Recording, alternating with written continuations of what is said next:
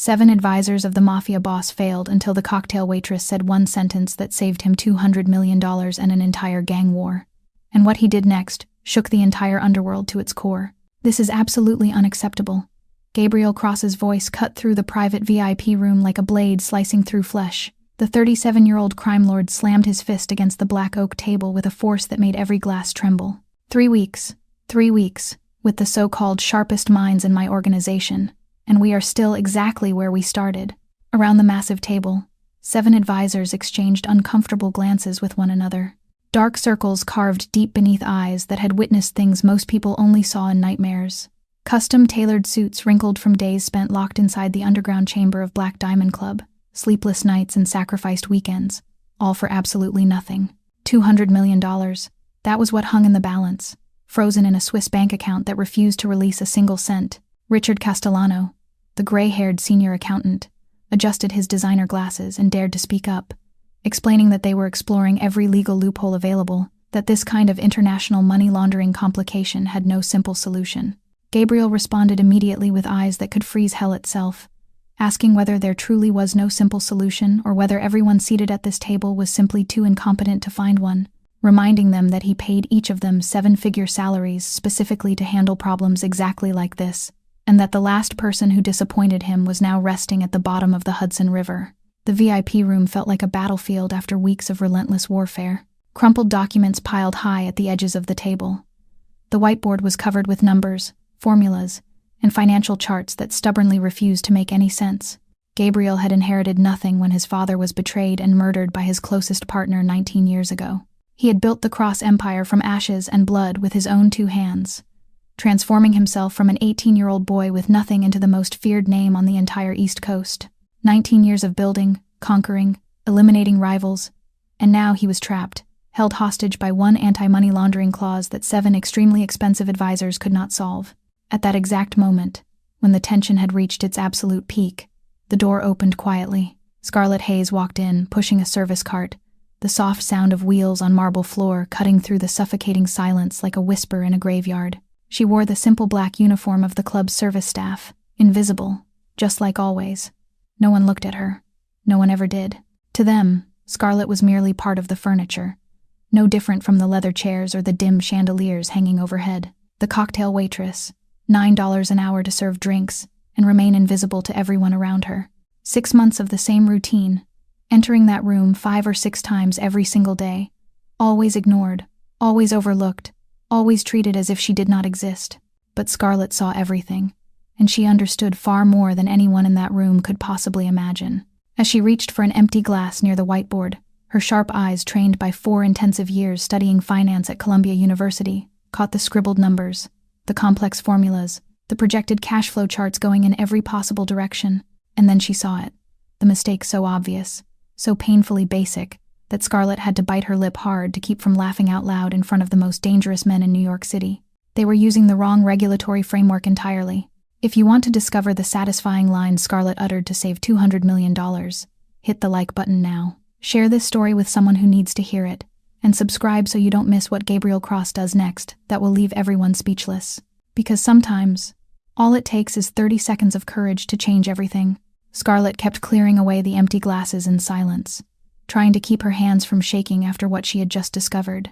She knew she should stay quiet, keep doing her job, and walk out of the room as if nothing had happened, because that was what a girl earning $9 an hour pouring drinks was supposed to do.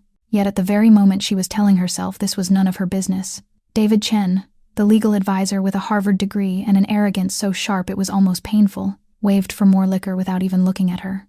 Scarlett stepped closer, carefully pouring the whiskey into the crystal glass with the precision of someone who had performed the motion thousands of times. David Chen reached for the glass with his eyes still glued to his laptop screen and, in a carelessness that felt almost cruel, knocked half of the hot drink straight onto Scarlett's hand and uniform.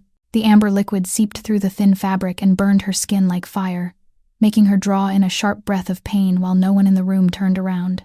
David Chen merely muttered, "Be careful," in a flat, cold voice, as if she had spilled something of his rather than he had just burned her. There was no apology, no glance of acknowledgement, not a single second of realizing that she too was a human being who could feel pain.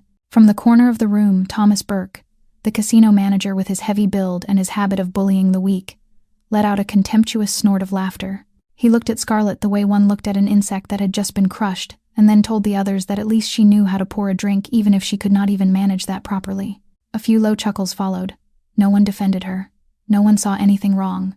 Scarlett felt her cheeks grow hot, not from shame but from the anger rising like lava in her chest. The humiliation climbed her throat like acid and burned through every cell in her body. 6 months she had walked into this room day after day serving people who never looked at her, cleaning up the messes they left behind, enduring the crude remarks they threw at her, as if she had no ears to hear them.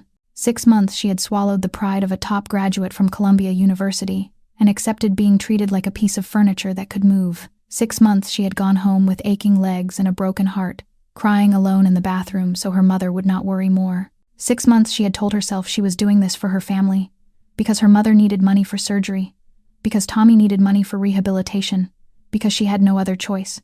But tonight, with the burn still stinging on her skin and the mocking laughter still echoing in her ears, Scarlett suddenly realized something. She held a top honors degree in finance from one of the most prestigious universities in the United States. She had once worked for major corporations, handling figures most people could not even begin to understand. She had once been respected, listened to, valued, and now she was standing here, having a drink poured on her by a man not fit to grade her exam, being laughed at by men who could not solve a problem she could handle in her sleep. 7 men with 7-figure salaries could not find what she had seen in 30 seconds. Scarlett took a towel from the service tray and slowly wiped the liquor from her hand in uniform. Her movements were strangely calm, while inside something had shattered, not her submission, but the last thread that had kept her silent. She lifted her head, her green eyes sharp as blades as they met the room full of powerful men. And before her mind could stop her, before fear could crush her courage, Scarlett opened her mouth and spoke in a clear, cutting voice that did not tremble. Have you tried applying the exception under Section 847B of the United States Department of the Treasury, issued in the year 2021? Scarlett said, her voice clear and steady in the absolute silence of the room. It solves your problem in 30 seconds. And the silence that followed her words grew so thick it felt as if it could be cut with a knife. 7 heads turned at the same time as if pulled by the same invisible string. 7 pairs of eyes stared in disbelief at the waitress, standing there with the liquor still wet on her uniform and the towel still in her hand, yet with a gaze sharp as if she had just stepped out of a multinational boardroom rather than from behind a bar. Gabriel Cross, who had been lifting his glass to his lips, froze with his arms suspended in midair, the steel-gray eyes of the Mafia boss drilling into Scarlett with an intensity she had never felt before. Not anger, not contempt, but something else, a raw curiosity mixed with surprise.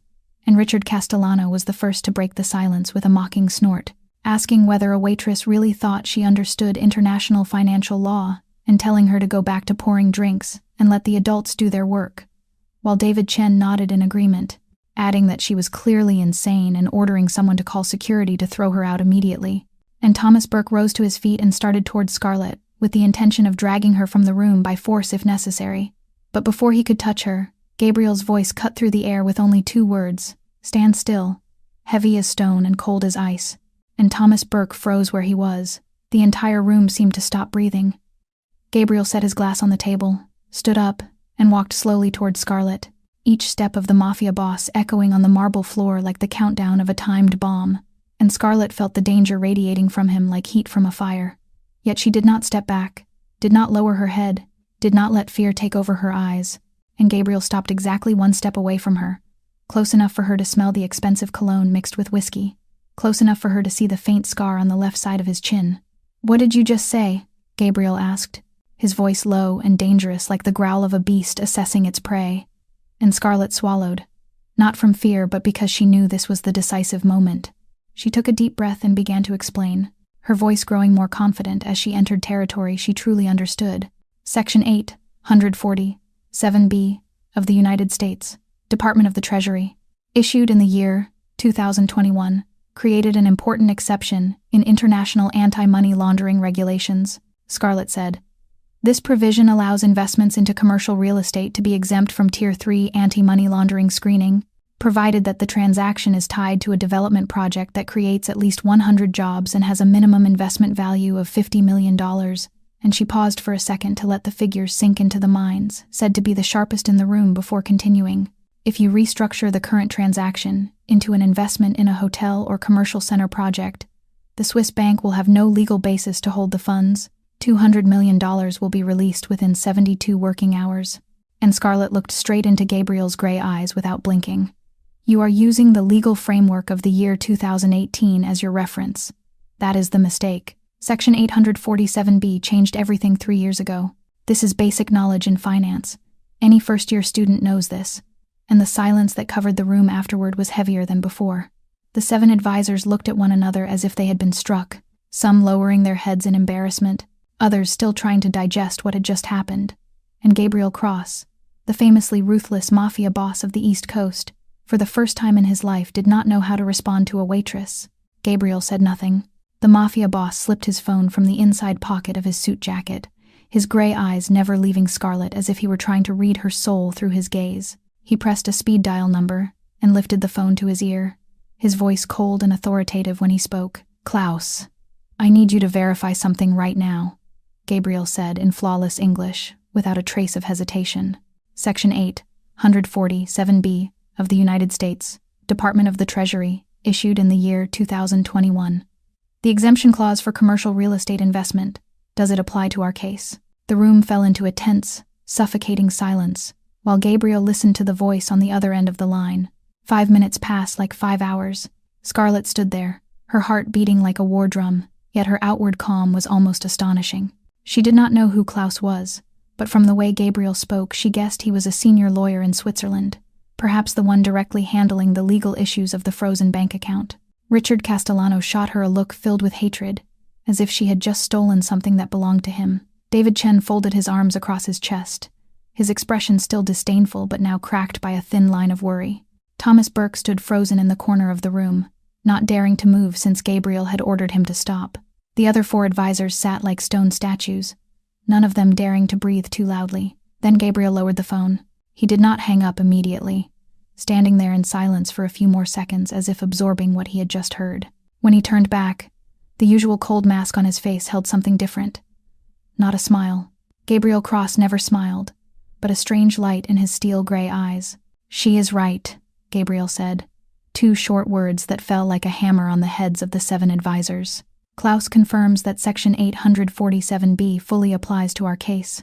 If we restructure the transaction into an investment in a hotel project, the funds will be released within 72 hours. Exactly as she said. No one dared to speak. Gabriel began to walk slowly around the conference table, each step echoing like the knock of death itself. He stopped behind Richard Castellano, placed a hand on the gray-haired chief accountant's shoulder, and tightened it just enough to make the man shudder. How much do I pay you each year, Richard? Gabriel asked, his voice almost gentle in a way that was terrifying.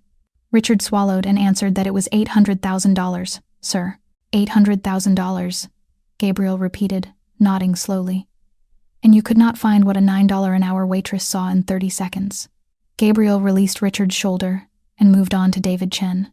And you, the Harvard lawyer who calls himself an expert in international financial law, would you care to explain why you were busy spilling liquor on a waitress instead of doing the job I pay you for? David Chen opened his mouth to speak, but Gabriel raised a hand for silence.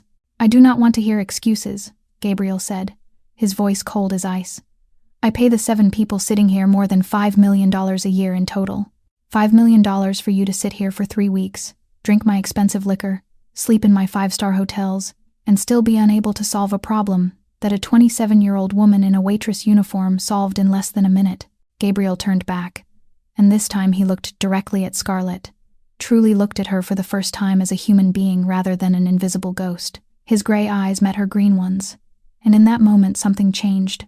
Scarlett did not know what it was, but she felt it like an electric current running along her spine. Who are you? Gabriel asked, not with the tone of a mafia boss interrogating a subordinate, but with the genuine curiosity of a man who had just encountered something that surprised him. And in Gabriel Cross's world, surprise was a luxury he rarely experienced. Who are you? The question echoed in Scarlett's mind like the toll of a bell, pulling her back into a memory she had tried to bury for 15 years. Who was she? She was the 12-year-old child standing in a small grocery store in Brooklyn on a winter evening, her hand tightly holding the hand of her 2-year-old brother Tommy, while her father stood behind the cash register counting the last loose coins of the day. She was the child laughing with her little brother, choosing candy from the shelf, when the door flew open and two dark figures stepped inside with masks pulled over their heads. She was the child who saw a gun for the first time in her life, not in a movie, not in a book, but in the hands of a stranger pointing it straight at her father's chest. She was the child who heard her father say in a trembling voice that the money was there. "Take it all. Just do not hurt my children." She was the witness when one of the two robbers, the taller one with eyes cold as stone, pulled the trigger without a second of hesitation, even after her father had handed over all the money in the register. Scarlett remembered the sound of the gunshot, not like in the movies, louder, sharper, more merciless. She remembered the way her father fell, slowly, like in a dream, his hand still clutching the stack of bills as if that could save his life. She remembered the red, so much red, spreading across the white tile floor of the grocery store like a terrible painting, and she remembered the only thing she could do in that moment, the instinct of a 12-year-old sister, to turn and cover Tommy's eyes with her small hands, press his face into her stomach so he would not have to see their father lying there, would not have to see the blood, would not have to see death. Tommy cried, not understanding what was happening, only knowing that his sister was holding him very tightly and trembling. Scarlett did not cry, not because she was strong, but because she had forgotten how to cry. She only stood there, covering her brother's eyes, watching her father breathe his last on the cold floor, while the two robbers ran away with a few $100s in their hands, leaving behind a shattered family. The police came, the ambulance came, but everything was too late. Scarlett's father, the man who had worked 14 hours a day to support his wife and two children, the man who had taught her to read, to do mathematics, who had taught her that education was the only way out of poverty, was gone forever because of a few $100s in a cash register. Scarlett's mother, Helen Hayes, collapsed completely. She did not eat, did not sleep, did not speak to anyone for the first 3 months. She sat by the window from morning until night, staring at the street where her husband's grocery store had once existed, as if by looking long enough she could make him walk through the door and say that everything had only been a bad dream. Scarlett, at 12 years old, had to learn how to cook for her 2-year-old brother. Scarlett, at 12 years old, had to learn how to change diapers, mix formula, rock him to sleep when her mother no longer had the strength to do anything. Scarlett, at 12 years old, had to grow up overnight, carrying the responsibility of an adult, while still being a child who needed protection. She had sworn to herself on the night of her father's funeral, standing beside the cheap wooden coffin her family could barely afford, that she would study hard, would succeed, would take her mother and her brother out of this life of poverty.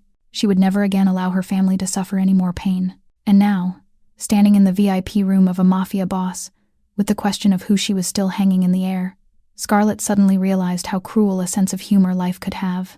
That vow carried Scarlett through the hardest years of her life. She studied like a madwoman, not out of love for knowledge, but because it was the only path she could see out of the poor neighborhood in Brooklyn, out of the cramped apartment with its damp, mold-stained walls, out of the fear that one day she would have to watch her mother or her brother fall the way her father had. She won a full scholarship to Columbia University, one of the most prestigious schools in the United States, and over the next 4 years she proved that she belonged there. Scarlett graduated with honors, in the top 5% of her class, with a finance degree any company would have coveted. On the day she received her diploma, her mother cried, the first time she had cried from happiness since her husband died. Tommy, then 13 years old, hugged his sister and told her he was prouder of her than of anyone else in the world. Scarlett thought life was finally beginning to smile on her family. She was hired by Sterling Financial, one of the largest financial firms in New York, with a starting salary she would never have dared to dream of when she had been a child counting loose coins in her father's grocery store. She rented a small but clean apartment for her mother, sent money every month so Tommy could focus on his studies instead of taking extra jobs, and for the first time in her life she felt she could breathe without worrying about tomorrow. But life has its own way of reminding people that happiness never lasts long. After 2 years of outstanding performance at Sterling Financial, Scarlett was promoted to senior analyst, working directly under Jonathan Reed, the head of the finance division. Reed was a 50-year-old man, with neatly groomed silver hair and a smile that was always warm in front of his superiors. But behind closed doors, he was a venomous snake, ready to bite anyone who stood in his way. One late evening, when the office was empty, Reed called Scarlett into his office and placed a stack of documents in front of her. He asked her to adjust a few numbers in the quarterly financial report. Just a few small changes, he said. No one would notice, and it would make the company look better to investors. Scarlett looked at the figures, at the requested changes, and she understood immediately that they were not small changes at all. This was financial fraud, a federal crime, something that could send her to prison if discovered. She refused. She looked Jonathan Reed in the eye and told him she could not do this, that it was illegal, that she would not sacrifice her career and her freedom to cover for anyone. Reed did not get angry. He only smiled, a smile so cold it was frightening, and said she would regret this decision. 2 days later, Scarlett was fired for failing to meet performance expectations. There was no written warning, no performance review, no chance to explain. There was only a box of her personal belongings and 2 security guards escorting her out of the building like a criminal, but that was only the beginning. Jonathan Reed destroyed her reputation throughout the New York financial industry. He told people she had been fired for dishonesty, for falsifying data, for stealing internal information. Every company she applied to rejected her after background checks. Every interview ended with suspicious looks and the phrase, "We will get back to you," that never came true. Within 6 months, Scarlett went from a rising star in finance to someone no one wanted to hire, a name crossed off every list of potential candidates. She had done the right thing. She had refused to take part in a crime, and she was punished for it. Life is fair, people say, but Scarlett knew that was only a lie adults tell children, so they can sleep at night.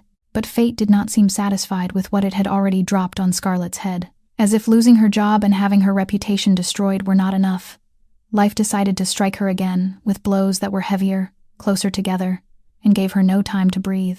3 months after she was fired, while Scarlett was still desperately looking for work, her mother called from the hospital with a voice so weak, Scarlett almost did not recognize it. Helen Hayes had collapsed in the kitchen, and when the doctors ran tests, they found a malignant tumor in her lung. Stage 3 cancer, the doctor told Scarlett in a grave voice, requiring immediate surgery if she was to have any chance of survival, with an estimated cost of about $200,000, and the health insurance Scarlett once had while working at Sterling Financial had expired the day she was fired. Scarlett stood in the hospital corridor with the phone still pressed to her ear even after the call had ended, and felt the ground fall away beneath her feet. She did not have $200,000. She did not even have $2,000. Her savings were gone after 3 months of unemployment, and no bank would lend money to someone without a job. Then the second call came, this time from the police. Tommy, her brother, the child whose eyes she had covered the night their father was killed, the boy she had sworn to protect at all costs, had been arrested for possession of heroin. Scarlett could not believe it. Tommy, the smart, gentle boy who always smiled and told her he would make her proud, had become an addict without her even knowing it. Later she learned that Tommy had started using drugs after Scarlett lost her job, when he saw his sister, the person he admired most in the world, collapse before his eyes and felt helpless to do anything about it. He turned to heroin to escape, to forget the feeling of powerlessness, and then he could not stop. Scarlett used the last of her money to post bail for Tommy and put him into a rehabilitation center. Not the best one. She could not afford that, but at least a place that could keep him safe and help him get clean. The monthly cost was $8,000, on top of her mother's mounting hospital bills, on top of $80,000 in student debt from college she still had not finished paying off. Scarlett looked at the numbers and felt as if she were drowning in the ocean, water filling her lungs, no way to reach the surface. She needed money. She needed a job, but no financial firm in New York would hire her after what Jonathan Reed had done. And then she found the Black Diamond Club. The luxury nightclub did not require industry background checks, did not care where she had worked or why she had been fired. They only needed a girl who could pour drinks and keep quiet, and they paid $9 an hour for that. Scarlett took the job immediately, without a second of hesitation. She knew Black Diamond was a place where the underworld operated, knew the men in expensive suits sitting in the VIP rooms were not ordinary businessmen, knew she was pouring drinks for the Mafia, but she had no choice. Her mother needed surgery. Tommy needed rehabilitation. And she needed to live, to earn money, to keep fighting no matter how many times life knocked her down. So for 6 months, Scarlett Hayes, former top student at Columbia University, former senior financial analyst, had worn a simple black uniform, pushed a service cart through rooms full of smoke and crude laughter, poured drinks for men who never looked at her, and swallowed her pride every night when she came home with aching legs and a bleeding heart. Until tonight, when she stood in front of Gabriel Cross, the most powerful Mafia boss on the East Coast, and for the first time in 6 months, someone truly saw her. Scarlett blinked and pulled herself back into the present from the painful memories. She was standing in the VIP room of the Black Diamond Club, with Gabriel Cross in front of her, his gray eyes fixed on her, waiting for an answer. "Who are you?" The question still hung in the air like a challenge. Scarlett took a deep breath and decided to tell the truth, Not all of it, but enough to answer.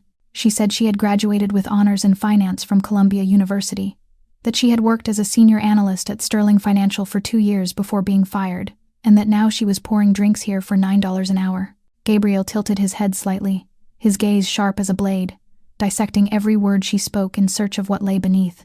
"Why would someone who graduated with honors from Columbia be pouring drinks in my club?" Gabriel asked, his tone not mocking but purely curious. Scarlett was silent for a second, weighing how much to say, then decided she had nothing to lose.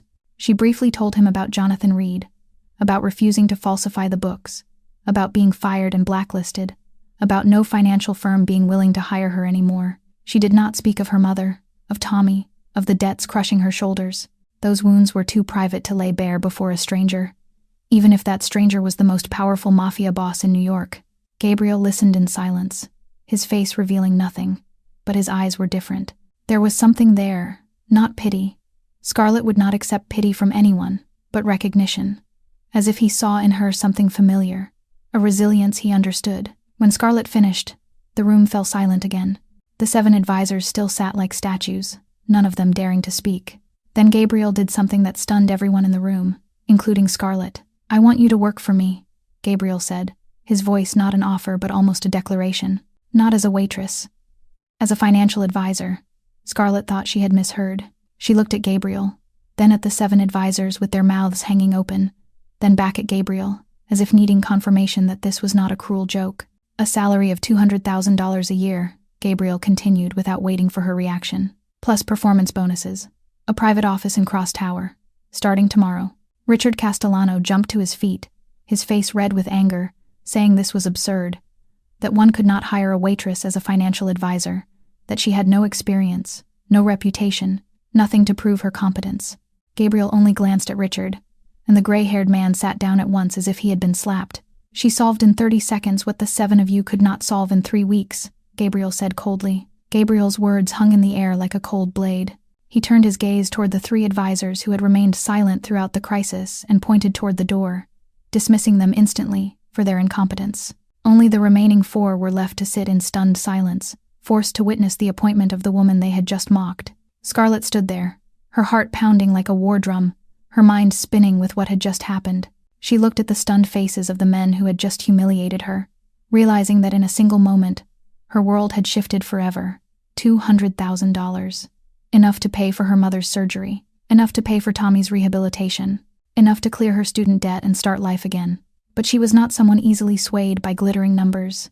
She had learned not to trust promises. "I have one condition," Scarlett said, her voice steadier than she expected. Gabriel lifted an eyebrow slightly, clearly unaccustomed to anyone daring to set terms with him, but he did not grow angry. Instead, a flicker of interest lit his gray eyes. "Go on," Gabriel said. "I need an advance of $200,000, Scarlett said plainly, without circling around it. "My mother needs cancer surgery. She cannot wait." The silence lasted long enough for Scarlett to think she had gone too far, asked too much, destroyed her only chance. But then Gabriel nodded, a simple motion that carried the weight of a vow. "Fine," he said. "The money will be in your account within 1 hour. Victor, take care of it." A 45-year-old man with a calm face in the corner of the room nodded and took out his phone. Scarlett looked at Gabriel, not knowing what to say. For the first time in a very long while, she felt a glimmer of hope in the darkness that had covered her life for so many months. The next morning, Scarlett stood in front of Cross Tower and looked up at the glass and steel structure rising 40 stories into the New York sky like a declaration of power. She was wearing the only black suit she owned, bought back when she worked at Sterling Financial, and now slightly tight on her body that had grown thinner after months of eating too little. But it was the best she had, and Scarlett Hayes was not someone who arrived late or carelessly dressed on her first day of work. She stepped into the main lobby, where polished black marble reflected the light of crystal chandeliers, and security guards in black suits stood at every corner. A receptionist with a professional smile directed her to the 35th floor, where the offices for the Cross organization's senior financial advisors were located. When the elevator doors opened, Scarlett entered a wide space filled with modern desks, large computer screens, and glass walls overlooking the city. And there, standing beside the reception desk with a smile bright as the sun, was Diana Martinez. Diana, Scarlett's only friend at the Black Diamond Club. The 26-year-old woman with long black hair and brown eyes, always lit with optimism, ran over and hugged Scarlett the moment she saw her. "You did it," Diana whispered into Scarlett's ear, her voice thick with emotion. "I heard last night and I could not believe it. You really did it." Scarlett hugged her back, feeling her eyes sting. For 6 months, Diana had been the only person at Black Diamond who treated her like a human being, the only one who defended her when Thomas Burke harassed her, the only one who knew about her mother and Tommy and the nights Scarlett cried alone in the locker room. "What are you doing here?" Scarlett asked when they let go of each other. Diana grinned and explained that Gabriel Cross had transferred her from the club to an administrative assistant position at Cross Tower, that she would be working on this very floor, that they would see each other every day. Scarlett did not know whether this was coincidence or something Gabriel had arranged, but either way, she felt grateful. Having Diana here made the place feel less strange and frightening. Victor Rossi, the calm, middle-aged man Scarlett had seen the night before, appeared and led her to her private office. The room was about 30 square meters, with an oak desk, a high-end leather chair, and a glass wall overlooking the Hudson River. "This is your office," Victor said in a low, even voice. "Gabriel wants you to begin by reviewing the entire financial structure of the organization. All the necessary documents are on the desk." Scarlett nodded, trying not to show how overwhelmed she felt. Victor turned to leave, but before stepping out he paused and added that she should be careful, that not everyone in this building was happy about her arrival. That warning was proven immediately when Scarlett stepped out to get coffee. Richard Castellano was standing in the corridor with David Chen and Thomas Burke, and all three looked at her with eyes cold as ice. Richard did not bother to hide his hatred. The gray-haired man stepped close enough for Scarlett to smell his expensive cologne mixed with contempt, and murmured so only she could hear that she did not belong here, that she was only Gabriel's temporary amusement, that sooner or later he would tire of her and throw her back onto the streets where she belonged. Scarlett looked Richard in the eye without blinking or stepping back and replied in a voice strangely calm that she very much looked forward to proving him wrong. Then she turned and walked away, leaving the three men behind with faces flushed red with anger. Scarlett knew she had just made enemies of powerful people in this organization. She knew they would do everything they could to bring her down, to prove she did not deserve this place. But Scarlett Hayes had survived her father's death, Jonathan Reed's betrayal, 6 months of being treated like trash. She was not afraid of a few men with wounded egos. She had fought her whole life to get here, and she would not let anyone take this chance away from her. During her first 2 weeks at Cross Tower, Scarlett drowned in a mountain of documents so high she nearly forgot to eat and sleep. She arrived at the office at 7 in the morning and left at 11 at night, her eyes bloodshot from staring at computer screens too long, her mind spinning with numbers, transactions, and cash flows running through dozens of shell companies stretching from New York to Switzerland, from the Cayman Islands to Singapore. She studied every file, every contract, every financial report, with the meticulous care of someone who knew this chance might be the last of her life. Diana brought her coffee and sandwiches every day, worried by the dark circles growing deeper under her friend's eyes. But Scarlett only smiled and said she was fine, that she had to do this. And then, on the 14th night, when the building was dark and only her office glowed with pale blue light from the screen, Scarlett found it. Not one flaw, but 3 serious financial vulnerabilities in the cross-organization system. The first lay in the way international payments were processed, creating a legal gray zone that authorities could exploit if they knew where to look. The second involved the ownership structure of the subsidiaries, an error in share allocation that could lead to asset seizure in the event of a federal investigation. But it was the third that made Scarlett read the data 3 times to be sure she was not mistaken. Someone was siphoning money from the organization. Not much. Only about $50,000 a month, small enough to go unnoticed in the massive cash flow of the Cross Empire, but large enough that after 2 years the total stolen had grown to more than $1 million.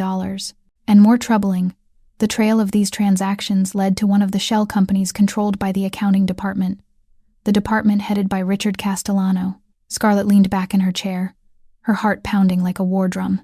She knew she was holding a bomb that could explode at any moment. If she was wrong, she would be crushed by Richard and his allies. But if she was right, and she knew she was because numbers do not lie, then she had just uncovered a traitor inside the heart of the organization. The next morning, Scarlett asked to see Gabriel. Victor Rossi led her into the boss's office on the 40th floor, a vast room with minimalist decor that still radiated terrifying authority. Gabriel sat behind a black wood desk, his gray eyes curious as she entered. Scarlett did not waste time. She laid 3 folders in front of Gabriel, each detailing one vulnerability with evidence and proposed solutions. She explained each issue clearly and professionally, and when she reached the third, she paused for a second before saying that someone was stealing from the organization, and the trail led to the accounting department. Gabriel listened in silence, his face unreadable, but Scarlett noticed the way his fingers tightened on the arm of his chair when she mentioned the siphoning. When she finished, Gabriel looked at her for so long she began to feel uneasy. Then he spoke in a low, thoughtful voice that she had done more in 2 weeks than his 7 advisors had done in 2 years. From that day, everything began to change. Gabriel started calling Scarlett into important meetings, asking her opinion on major financial decisions, listening with a focus he rarely gave anyone else. And then one evening, while they were reviewing the quarterly reports, Gabriel suddenly asked if she would like to go to dinner, not to discuss work, just dinner. Scarlett looked up, surprised by the invitation. She met Gabriel's gray eyes and for the first time realized that behind the coldness and danger there was something else, a loneliness she understood better than anyone. The restaurant Gabriel chose was on the top floor of a building in Manhattan, a place so private it did not appear on any map and served only guests who were personally invited. And Scarlett sat across from the most powerful mafia boss on the East Coast, feeling out of place in her simple black dress amid the lavish space, with its red velvet walls and glittering crystal chandeliers, while Gabriel ordered a bottle of wine that probably cost more than her entire old monthly wage at Black Diamond. Yet he did not show off or boast. He was simply accustomed to luxury as if it were the air he breathed. And they ate in silence for a while, a silence that was not awkward but strangely comfortable, as if neither of them felt the need to fill it with meaningless words. And then Gabriel set his glass down, looked out the large window at the glowing city of New York below, and began to speak, telling her about his father, Anthony Cross, a man who had built the foundation of the empire back in the 1970s, when New York was still a chaotic city where the law belonged to the strongest. And Anthony Cross was not a good man by ordinary standards, but he was fair. He kept his word, and when he shook someone's hand, that promise was stronger than any contract. And he had a friend, a partner who stood beside him for 20 years, a man he trusted like a brother whose name was Marco Vega. And Gabriel paused, and Scarlett saw his jaw tighten at the name. Marco Vega, the father of Lorenzo Vega, the Western boss, Scarlett had heard mentioned in meetings. And that night Gabriel was 18, and had just returned from his girlfriend's birthday party, when he found his father lying on the floor in a pool of blood, because Marco Vega had stabbed his closest friend in the back, taken 1/3 of the empire and fled west before anyone could react. And Anthony Cross died in his son's arms, his last words telling him to remember that in this world trust is the rarest luxury and betrayal is the cheapest currency.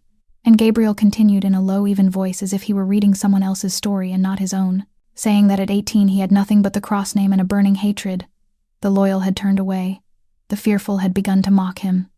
The hidden enemies had stepped into the open to fight for what remained, but he did not run, did not retreat, did not beg, and he killed his first man on his 19th birthday, a former subordinate of his father who had betrayed him for Vega. And he remembered the heat of the blood on his hands, the terror in the traitor's eyes, the way he did not shake or cry or feel anything except a cold emptiness. And from that moment he rebuilt the Cross Empire from the ashes, one brick at a time, with blood and tears and the ruthlessness the world demanded. And 19 years, he said, looking into Scarlett's eyes for the first time since he began. 19 years to build everything you see today, and I still have not paid my debt to Marco Vega. And Scarlett sat in silence, not knowing what to say, seeing for the first time the crack in the cold armor of the man New York feared, seeing the 18-year-old boy holding his dying father, the 19-year-old forced to kill to survive, the 37-year-old still carrying the pain and loneliness of nearly 2 decades without trusting anyone. And she said softly that she understood, and she truly did, because her own father had been killed in front of her when she was 12. And Gabriel looked at her, and his gray eyes softened for the first time. And between two people who had lost too much, an invisible bond began to form, fragile yet real, as if they had found in each other something they both believed no longer existed in this world. 3 weeks after that dinner, as the relationship between Gabriel and Scarlett was slowly becoming more intimate through shared meals and late-night conversations, a shadow from the past suddenly appeared. Scarlett was sitting in Gabriel's office, presenting the monthly financial report, when the door flew open, and Victor Rossi entered with a tension on his face that was rare for him. He told Gabriel that Lorenzo Vega was in the lobby asking to see him, that he had arrived with 5 bodyguards and declared he would not leave until he was granted a meeting. Scarlett saw the way Gabriel's body stiffened, the way his gray eyes shifted from warmth to steel cold in an instant, the way his hand clenched into a fist on the desk. Lorenzo Vega, the son of Marco Vega, the man who had killed his father. "Let him up," Gabriel said without a trace of emotion, "and increase security at every exit. 5 minutes later, the office door opened and Lorenzo Vega walked in as if he owned the place. The 55-year-old Western boss, with salt and pepper hair slicked back and a white suit that stood out against the dark tones of the room, was the complete opposite of Gabriel. If Gabriel was darkness, then Vega was a kind of blinding artificial light. If Gabriel was cold and restrained, then Vega was excessive and theatrical. 2 bodyguards stopped at the door when Victor signaled, and Vega entered alone, his smile wide and false. "Gabriel, it has been a long time," Vega said in a voice like honey laced with poison. "You have grown since the last time I saw you. Come to think of it, the last time was your father's funeral, was it not?" Gabriel did not stand, did not offer a hand, did not show any courtesy. He only looked at Vega with ice-cold eyes and asked what he wanted. Vega laughed, unbothered by the hostility, and began to talk about a proposal of cooperation, about sharing territory, about how the 2 families should put the past behind them and unite against new forces rising. Scarlett sat still in the corner trying to make herself invisible, but she felt the moment Vega's gaze slid over her and stopped. The Western boss tilted his head, studying her with undisguised interest as if appraising merchandise in a shop. "And who is this girl?" Vega asked, interrupting his own speech. "I do not recall seeing her here before. A bodyguard, or something more interesting." "My financial advisor," Gabriel replied shortly, his voice turning a few degrees colder. Vega raised his brows, surprise mixed with intrigue. "Interesting," he said, stepping toward Scarlett as if Gabriel did not exist. "I am in need of someone like her for my organization. Smart, young, and clearly capable if Gabriel is willing to keep her here. What do you think about lending her to me for a few months, so I can see how she works?" Scarlett felt a chill run down her spine as Vega approached, instinct sounding alarms in her mind. She was about to speak when Gabriel stood up and the air in the room abruptly changed. The East Coast boss stepped out from behind the desk, each step slow and threatening, until he stood between Vega and Scarlett like an unbreakable wall. "She is mine," Gabriel said, each word falling heavy as stone. "Never mention her again. Never look at her again. Never think about her again." Vega stopped, his smile freezing for a moment before returning to its familiar false shape. He lifted his hands in a gesture of surrender, saying he understood, that he meant no offense, that he was only proposing a business deal. Gabriel stepped closer, close enough that Scarlett could see Vega forcing himself not to step back. "Leave," Gabriel said, his voice low like a beast's growl, "and tell the people you are keeping inside my organization that I know who they are. The purge will come sooner than they think." Scarlett saw a flash of panic in Vega's eyes, just for an instant before it was hidden behind confidence, and she understood that Gabriel had just declared war. While Gabriel was protecting Scarlett in front of Lorenzo Vega, a darker plot was taking shape in the shadows of the Cross organization itself. That night, after Cross Tower had fallen into silence and most employees had gone home, Richard Castellano slipped out of his office and went to a small bar in Brooklyn where Thomas Burke and a stranger were already waiting in a shadowed corner. The stranger was Jonathan Reed, the former director at Sterling Financial who had destroyed Scarlett's career 2 years earlier. Richard had spent nearly a week uncovering the link between Scarlett and Jonathan Reed, digging through the past of the waitress who had dared to outshine him, and when he found it, he knew he now held the perfect weapon to destroy her. Jonathan Reed sat there with a venomous smile, still bitter after 2 years, because a subordinate had dared to refuse him. When Richard told him that Scarlett was now working as a financial advisor to Gabriel Cross with a salary of $200,000 a year, Reed's face flushed red with jealousy and rage. He was ready to do anything to pull Scarlett down, to prove she did not deserve any success, to avenge his wounded ego. The 3 men whispered their scheme under the dim lights when the bar door opened and a 4th man entered. James Morrison, 35 years old, one of Gabriel's advisors, whom Scarlett had barely noticed because he always appeared calm and loyal. But James Morrison carried a secret no one in the Cross organization knew, that he had been secretly working for Lorenzo Vega for 3 years, feeding him internal information in exchange for a large sum of money and the promise of a higher position when Vega finally swallowed the Cross Empire. James sat with the conspirators and the secret meeting truly began. Richard laid out the plan in a voice thick with hatred. First, they would use Jonathan Reed to spread rumors about Scarlett's past, about her being fired for financial fraud, about the accusations Reed had fabricated to ruin her. They would make Gabriel doubt her, plant the seeds of distrust in the growing bond between them. But James Morrison shook his head and said Gabriel would not easily believe rumors, that the boss was too intelligent to be fooled by cheap tricks. They needed a different approach, more direct, more ruthless. Thomas Burke, with his violent nature and his love of solving everything with his fists, suggested that they kidnap Scarlett and deliver her to Vega as a gift and a declaration of war on Gabriel. That would push the East Coast boss into losing control, making mistakes, and then Vega would strike and devour everything. Richard hesitated for a second, not out of conscience, but out of fear of the consequences if they failed. But James reassured him, saying Vega had promised to protect everyone who stood with him, that when the Cross Empire fell, they would be the ones ruling the ruins under Vega's banner. At last the four traitors shook hands in the dark, an unspoken pact sealed by greed and hatred. They would wait for the moment, watch Scarlett, find the instant when she was away from Gabriel's protection, and then they would act. Jonathan Reed left the bar with a satisfied smile, imagining the day he would finally see Scarlett Hayes crushed as she deserved. Richard and Thomas returned to Cross Tower, pretending to be loyal advisors while silently counting down the time. And James Morrison sent an encrypted message to Lorenzo Vega, confirming that the plan was in motion, that the prey would soon fall into the trap. None of them knew that Scarlett, with the sharp eyes that had once seen through the numbers they tried to hide, would soon discover the darkness closing in around her from every side. While darkness was gathering behind their backs, Scarlett and Gabriel were stepping into a light neither of them had expected. After the confrontation with Lorenzo Vega, something shifted between them, as if Gabriel's public defense of her against his most dangerous enemy had broken the last wall between them. Dinners meant for work slowly became real dates. Conversations about finance gave way to stories of childhood, of dreams, of fears both had carried in silence for years. Gabriel, the Mafia boss New York feared, became a different man with Scarlett. He smiled more, though his smiles were still as rare as winter sunshine. He spoke more, about the books he read, the films he loved, the small house in the suburbs his father had once promised to build for the family before everything collapsed. And he touched her more.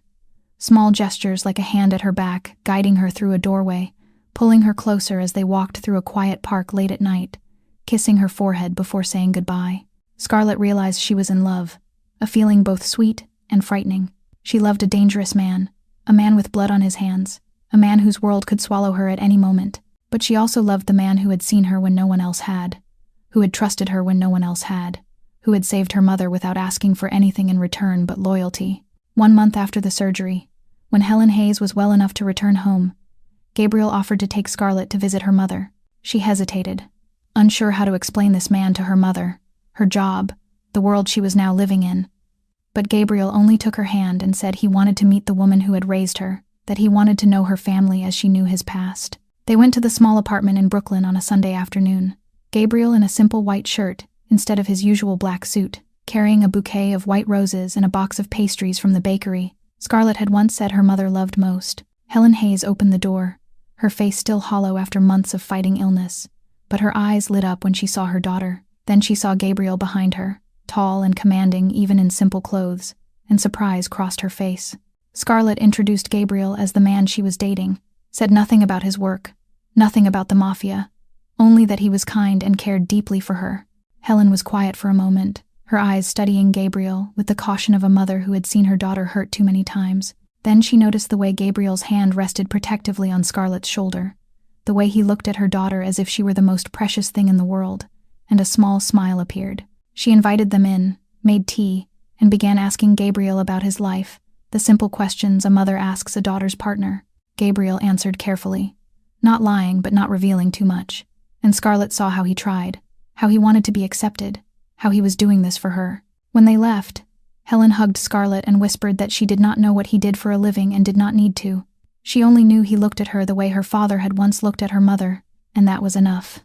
Scarlett held her mother tightly, tears on her cheeks, and for the first time in a very long time, she felt that life was giving her a chance to be happy. Happiness is the most fragile thing in the world, and Scarlett should have known that better than anyone, because only a few days after the warm visit with her mother, while she was still savoring the sweetness of love in bloom, darkness began to reveal itself from corners she never expected. And that night, Scarlett stayed late at the office to finish the quarterly financial report, while Gabriel had left earlier for a security meeting with Victor, and she sat alone in the quiet room, with the computer screen glowing blue in the dark, when an unusual email alert appeared. The automatic warning system she had installed the week before to monitor suspicious transactions had just detected a large midnight transfer. $150,000 moved from the Cross organization's main account to a shell company in the Cayman Islands she had never seen in any official records. And Scarlett began tracing the transaction, her sharp eyes scanning hundreds of data lines. And what she found made her blood run cold, because the shell company was linked to a complex web of 6 others that all led back to one name she had long suspected, Richard Castellano. And that was not all, because as she dug deeper, she stumbled upon a hidden folder containing encrypted emails sent from an internal address. The sender was James Morrison, and the recipient was an unknown address, but the contents made Scarlett cover her mouth to keep from screaming, because James was leaking confidential information about Gabriel's schedule, transport routes, and security weaknesses, all sent to someone he called by a code name, but whom Scarlett was smart enough to recognize as Lorenzo Vega. And she immediately grabbed her phone to call Gabriel, her heart pounding like a war drum, and her hands shaking so badly she could barely dial. But before the call could connect, the office door burst open with a dry crack, and Thomas Burke stood there with a cruel smile. Two large men Scarlett had never seen before behind him, asking in a mocking tone where she was going so late, whether she was working overtime or poking into things that were not hers. And Scarlett stood up and backed away behind the desk, trying to keep her voice steady as she asked what he wanted. But she already knew, from the predator look in his eyes, from the way the two men were moving closer, from the way the door had been locked behind them. And Thomas did not answer. He only nodded, and the two men lunged at Scarlett like hunting beasts. She tried to fight, tried to scream, but a rough hand clamped over her mouth while another crushed her throat until she could barely breathe. A needle pierced her neck, cold and sharp, and the world began to spin, and before slipping into darkness, Scarlett saw Thomas Burke smile, saw him pick up her phone and throw it to the floor, saw the computer screen still glowing with the evidence of betrayal she had uncovered. And she tried to call Gabriel's name, but no sound left her lips, and then everything went black, and Scarlett Hayes vanished from Cross Tower as if she had never existed. Her shattered phone lay on the floor. The call to Gabriel never connected, and the most powerful mafia boss on the East Coast had no idea that the woman he loved had just been dragged into hell by the very men he was sheltering under his own roof. Scarlett woke in suffocating darkness, her head pounding as if struck by a hammer, and her throat burning dry as if she had swallowed sand. And when she tried to move, she realized her hands were tied tightly behind the chair with rope that had cut off circulation. Her legs were bound to the chair legs, and a filthy rag was stuffed into her mouth so that breathing was almost impossible. And the room around her was damp and cold with gray concrete walls and no windows, only a weak ceiling bulb casting a pale yellow circle of light where she sat. And she did not know where she was or how long it had been since she was taken, only that she was in enemy hands, and Gabriel did not know where she was. And the metal door creaked open, and Lorenzo Vega walked in, his white suit a blinding streak in the gloom, with Thomas Burke behind him wearing a cruel smile and the two large men who had abducted her the night before. And Vega pulled a chair in front of Scarlett and sat down with the calm air of someone about to drink tea, rather than torture a woman, and he nodded for Thomas to remove the gag. And Scarlett coughed violently, trying to drag the stale air into her lungs. And Vega said, in a voice that was gentle and therefore terrifying, that he had heard she had discovered James and Richard before they could act, and that it was a pity she had not been fast enough. And Scarlett stared straight into his eyes and asked what he wanted, forcing her voice not to shake. And Vega smiled a cold smile that did not reach his eyes and listed what he needed: the access codes to Gabriel Cross's secret accounts, Gabriel's schedule for the coming week, information about the security system at Cross Tower, and most of all, Gabriel's weakness, whatever could make the East Coast boss lose control and make mistakes. And Scarlett did not answer but only looked at him with eyes like ice, while inside she was shaking with fear. And Vega sighed as if disappointed and nodded to Thomas, and the first punch drove into Scarlett's stomach and knocked the breath from her lungs. The second split her lip and blood ran down her chin. The third, the fourth, the fifth came harder than the last, and Scarlett clenched her teeth to keep from screaming, to keep them from seeing her break, and between waves of pain she thought of her mother, of Helen Hayes's face when she said she was proud. She thought of Tommy trying to recover, and of her promise to stay with him. She thought of Gabriel's gray eyes looking at her as if she were the most precious thing in the world, of the way he said she belonged to me in front of Vega, of the nights he told her his pain and trusted someone for the first time in 19 years.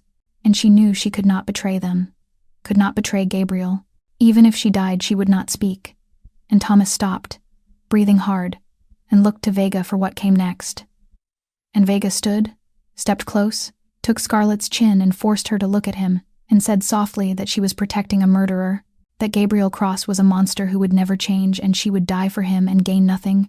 And Scarlett spat blood into Vega's face and said hoarsely that his father had killed Gabriel's father, and that he had no right to call anyone a monster. And Vega's face hardened, and he wiped the blood away with a pristine white handkerchief, and turned and walked out, telling Thomas to continue until she spoke or until she died. He did not care which came first, and the door closed, and Thomas moved toward Scarlett with a brutal smile, and Scarlett closed her eyes, thought of Gabriel, and prepared herself for what was coming. Gabriel knew something was wrong when Scarlett did not answer the phone for the 5th time. She had never missed his call, never failed to reply even with a single word, never vanished without saying anything. He left the meeting in the middle, ignoring the startled looks of his associates, and rushed back to Cross Tower at a speed that made the driver pray under his breath. When he reached Scarlett's office and saw the door standing open, the shattered phone on the floor, and the signs of a struggle, Gabriel Cross's world collapsed. He stood there for a long, endless moment, gray eyes fixed on the broken phone as if he could not believe what he was seeing. And then a roar tore out of his chest, the sound of a wounded beast, of a man losing the most precious thing in his life. He flipped the desk, smashed the computer screen, hurled a chair through the glass window, and shouted with a force that made the 35th floor tremble. Victor Rossi ran in, and for the first time in 20 years of serving Gabriel, he saw his boss completely lose control. Gabriel grabbed the nearest guard by the collar and screamed at him, demanding to know why no one had protected her, why no one had seen anything, how she could disappear inside his own building without anyone knowing. Victor had to use all his strength to pull Gabriel away, to hold the trembling man in his arms, to speak into his ear that they needed to stay calm, that losing control would not save Scarlett, that they had to find who had done this and where she was. Gabriel stood still, breathing hard, eyes wild like a wolf cornered. Then he looked at the shattered computer screen, at the documents still visible before they were destroyed, and he understood.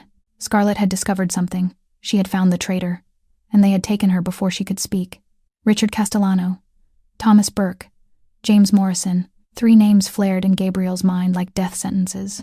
He ordered Victor to summon all security, to check the cameras, to trace Scarlett by every possible means. But the cameras had been disabled, the trail erased, and the 3 traitors had vanished as if they had never existed. Gabriel stood in the wrecked office, his fists clenched until blood ran from his palms, when the door opened and Diana Martinez ran in, her young face wet with tears and fear. Diana said she knew something, that she had seen Thomas Burke meeting a stranger in the basement the night before, that she had heard them mention an old warehouse at the southern docks where Vega often held people he wanted to interrogate. Diana trembled as she spoke, knowing this could make her the next target, but she could not let her best friend die without trying. Scarlett had protected her when Thomas harassed her, shared food when she could not afford lunch, been the only person at Black Diamond who treated her like a human being. Now it was Diana's turn to protect Scarlett, even if it meant putting her own life in danger. Gabriel looked at Diana, and for the first time there was a spark of hope in his gray eyes. He put a hand on the young woman's shoulder and told her he would not forget this, that he owed her a life. Then he turned to Victor, his voice cold as ice but filled with resolve, and ordered him to assemble the strike team, prepare the weapons, and head to the southern docks immediately. Tonight, Gabriel Cross would lead his men himself, and those who had dared to touch the woman he loved would pay in blood. The old warehouse at the southern docks lay silent in the darkness, its moss-stained red brick walls hiding inside the crimes the light never reached. Gabriel arrived with 20 men, all of them his most loyal fighters, armed to the teeth and ready to die on his command. But Gabriel did not need them to fight for him. He needed them to seal the perimeter and make sure no one escaped alive, because tonight Gabriel Cross would do it himself. He would kill with his own hands everyone who had dared to touch Scarlett. He would write the death sentences of the traitors in their own blood. The raid began at 2 a.m, when the night was thickest and the guards were at their most exhausted. Victor led the rear assault team while Gabriel kicked in the front door and walked inside like a god of vengeance from hell. Gunshots tore through the night. There were screams, curses, bodies collapsing onto the cold concrete floor. Gabriel moved through the chaos like a lethal shadow, the gun in his hand firing with ruthless precision, each bullet a life, each step another corpse behind him. He felt nothing, no fear, no hesitation, only one burning purpose in his mind: find Scarlett, save Scarlett, kill anyone who stood between him and her. He found Thomas Burke trying to flee through the back exit and shot him in the knee, watched the man fall screaming in pain, then walked up to him and asked in a voice cold as ice where Scarlett was. Thomas cried and begged and pointed toward the last room down the corridor, and Gabriel rewarded him with a bullet to the head before moving on. He kicked open the iron door, and what he saw inside stopped his heart for a long, endless moment. Scarlett was sitting there, bound to a chair, her face bruised and bloody, her lips split, one eye swollen shut, her clothes torn and soaked with blood. She was barely recognizable, her body trembling like a wounded bird. But when she heard his footsteps and looked up, when she saw Gabriel standing in the doorway like a dark angel come to save her, her swollen green eyes lit with a faint spark of hope. Gabriel ran to her, his hands shaking as he cut through the ropes, biting into her skin. And when the last rope fell away, he pulled her into his arms as if afraid she would vanish if he let go. Scarlett leaned against his chest, too weak to speak, too hurt to cry, able only to breathe and feel the warmth of the man holding her, as if she were the most precious thing in the world. "I am sorry," Gabriel whispered into her hair, his voice shaking in a way no one had ever heard before, the voice of a man breaking apart. "I am sorry I did not protect you. I am sorry I let them touch you. I am sorry." And then something that should not have been possible happened. Gabriel Cross, the Mafia boss who never cried, the man who had buried his feelings for 19 years since his father died in his arms, the man who killed without blinking and watched enemies fall without a tremor, cried. Tears ran down his cold face and fell into Scarlett's blood-soaked hair. And he did not hide them or wipe them away. He only held her tighter and let the first tears in almost 2 decades wash through the icy armor he had built around his heart. "You are safe now," Gabriel said, his voice thick with emotion, but full of promise. "No one will ever touch you again. I swear to you." Scarlett did not answer.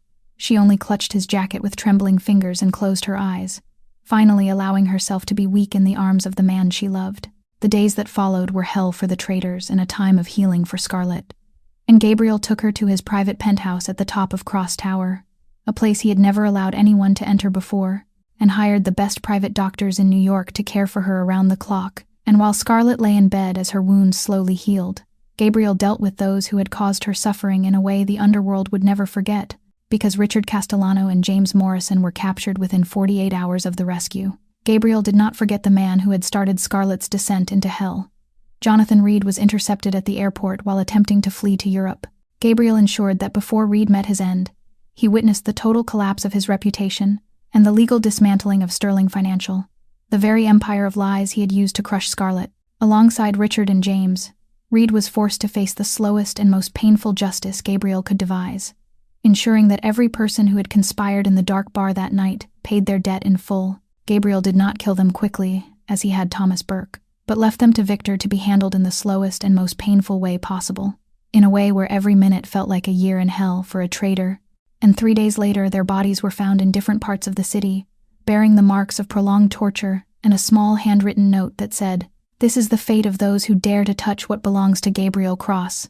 And the message spread through the underworld like wildfire from New York to Los Angeles, from Chicago to Miami, until everyone understood that the East Coast boss had drawn a line no one could cross, and Lorenzo Vega vanished from New York the same night as the rescue, and fled back west with his tail between his legs, knowing he had lost this war and that Gabriel would never forgive him. But none of that mattered to Gabriel now, because the only thing that mattered was that Scarlett was healing, and he stayed with her every day, from morning until night, neglecting his work, neglecting his empire, neglecting everything, to sit by her bed, hold her hand while she slept, read to her while she was awake, and watch the bruises on her face slowly fade. And he changed her bandages, himself, fed her himself. When she was too weak to hold a spoon, carried her himself from the bed to the armchair by the window, so she could look out over the city. And these were things Gabriel Cross, the famously ruthless Mafia boss, had never done for anyone in his life, and he did them without complaint and without hesitation. And Scarlett watched him care for her with wonder and emotion, feeling his love not through words but through every small action, every worried look, every gentle touch, as if afraid to hurt her. And 2 weeks after the rescue, when Scarlett could finally walk again though still weak, Helen Hayes and Tommy came to visit, because Gabriel had sent someone to bring them from Brooklyn and made sure they knew nothing of what had truly happened, telling them only that Scarlett had been in a car accident and was recovering. And Helen held her daughter and cried, her trembling hands brushing the fading bruises on Scarlett's face, while Tommy stood behind her with red eyes and clenched fists. The 17-year-old who had successfully completed rehabilitation after 3 months, and whose first act of freedom was to come see the sister he had almost lost. And Gabriel stood in the corner, quietly watching the family reunite. And Helen saw the way he looked at her. Daughter saw the pain and worry still hidden in his gray eyes, saw the true love of a man willing to do anything to protect the woman he loved. And she stepped to him and placed a hand on his arm and thanked him for saving her daughter, saying she did not know what had truly happened and did not need to know. She only knew her daughter was alive because of him. And Gabriel looked at the small woman with hair touched by gray and eyes that had cried too much, and he nodded without words because none were enough. And that night, after Helen and Tommy had gone, Scarlett lay in Gabriel's arms and whispered that she loved him, that she regretted nothing, that if she could choose again, she would still choose him, knowing all that would happen. And Gabriel held her tighter and said he would spend the rest of his life becoming worthy of her, protecting her and loving her in the way she deserved to be loved. A year passed like a dream, and Scarlett Hayes was no longer the girl pouring drinks for $9 an hour. She had become the chief financial officer of the entire Cross Empire, the second most powerful woman after Gabriel himself, the one who transformed shadowy operations into legitimate projects that doubled profits. And under her guidance, Cross Corporation slowly moved from the underworld into the light, from illegal casinos to chains of five-star hotels, from predatory lending to real estate investment funds. And Gabriel watched her run his empire with undisguised admiration, trusting her completely and loving her more with each passing day. And on a spring night, when the lights of New York shimmered like millions of scattered stars below them, Gabriel led Scarlett up to the rooftop of Cross Tower, where he had prepared thousands of red and white roses arranged into a giant heart. And Scarlett stood there with the wind in her hair, looking at the man she loved with wonder and emotion. And Gabriel took her hands and looked into the green eyes he had fallen in love with the first moment she dared to meet his gaze and speak the truth. And then he did what the Mafia boss had never done for anyone in his life. He knelt, and he said, "Scarlett, you have changed me in ways I never thought possible. You turned a monster into a man who wants to be worthy of your love. You gave me a reason to live, to hope, to believe that even someone like me can be redeemed." And he opened a black velvet box revealing a simple but exquisite 5-carat diamond ring glittering under the city lights. And he asked her to marry him. And Scarlett cried and nodded because she could not speak, and then finally whispered, "Yes," through tears of happiness. And the wedding took place 3 months later in a ceremony that was elegant but private, with only their closest loved ones present. And Helen Hayes cried through the entire ceremony with the happy tears of a mother who had finally seen her daughter find her place. And Tommy, now 18 and healthy after a year of successful recovery, stood as best man, with pride in his smile. And Diana was maid of honor, and Victor Rossi stood beside Gabriel with a rare smile on his usually cold face. But the most beautiful moment was not the wedding.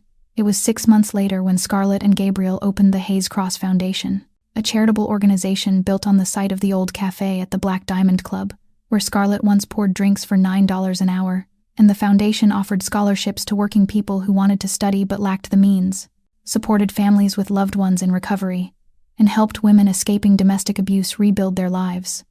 And Diana was appointed executive director, a fitting role for the woman who had risked her life to save her friend. And on the opening day, as Scarlett stood in the new training center, looking at the hopeful faces of those who would be helped, a shy young woman approached her, wearing the same black service uniform Scarlett once wore, with eyes downcast, shoulders drawn in as if trying to be small and invisible. And she asked softly how Scarlett had gone from a waitress to everything she was now. And Scarlett looked at her and saw herself from a year before, the fear and doubt and buried dreams beneath the simple uniform. And she smiled and said she had spoken one sentence that changed everything, a sentence that took only 30 seconds of courage, and that the young woman could do the same. And Gabriel came up behind her and wrapped his arms around her waist, and they looked out together at the city below. And Scarlett said, "Sometimes all it takes is 30 seconds of courage and someone willing to listen." And Gabriel kissed her hair and added with a rare smile and a little spilled wine to start it all. And Scarlett laughed with the clear, joyful laughter of a woman who had found where she belonged, found true love, and turned tragedy into triumph. And the young woman looked at them with shining hope, knowing that one day she too would find her own 30 seconds of courage. And the story of Scarlett and Gabriel ended with a fulfilled ending, but its message would live on, because life is never easy. And sometimes we are pushed to the very bottom, dismissed, humiliated, stripped of everything we once had. But it is in the darkest moments that we discover our true strength, and Scarlett taught us that origins do not define us, that a prestigious degree can be ignored but knowledge is never lost, that pride is not the same as arrogance, and most of all that sometimes all it takes to change an entire life is 30 seconds of courage to speak the truth. And what about you? How did this story make you feel? Did it remind you of moments in your own life when you were underestimated or overlooked, despite knowing your worth? Share with us in the comments below, because we truly want to hear what is in your heart. And if this story touched you, please like and share it with those you love so they too can find inspiration and strength in Scarlett's journey. And do not forget to subscribe and turn on notifications so you do not miss our stories each day. Thank you for staying with us from beginning to end. We wish you good health and peace and happiness every day. And remember, wherever you are in life and whatever you are facing, 30 seconds of courage can change everything. Goodbye, and we will see you again in the next video.